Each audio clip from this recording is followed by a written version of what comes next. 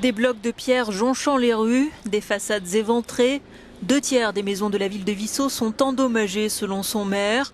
Mais le puissant séisme qui a frappé le centre de l'Italie ce dimanche n'y a fait aucune victime et pour cause.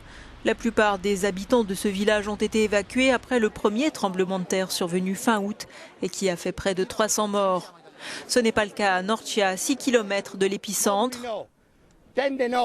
On nous a donné ni tente, ni maison, ni caravane. Pour des logements provisoires, il va falloir attendre jusqu'au printemps. Je ne comprends pas où on va passer l'hiver si on ne nous donne aucune solution alternative, s'exclame cet homme qui fait partie des 3000 personnes qui ont dû quitter leur maison. On doit trouver un autre endroit. On ne peut pas aller dans des tentes ou rester dans nos voitures. Regardez ce temps, ce n'est pas le bon moment. Mais pour l'instant, on n'a aucune autre alternative. 5 autocars attendaient des passagers ce dimanche soir pour les conduire à l'abri. La logistique s'organise, tant bien que mal, 4 jours après une nouvelle série de secousses. Hier matin, on avait 853 personnes dans des logements indépendants et 275 personnes à l'hôtel.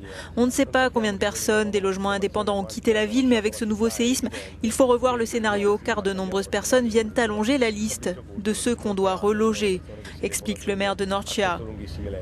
Le séisme de ce dimanche, d'une magnitude de 6,5, est le plus puissant qu'ait connu l'Italie depuis 1980. Il a fait une vingtaine de blessés légers et détruit quantité d'infrastructures et de bâtiments, dont la célèbre basilique San Benedetto de Norcia.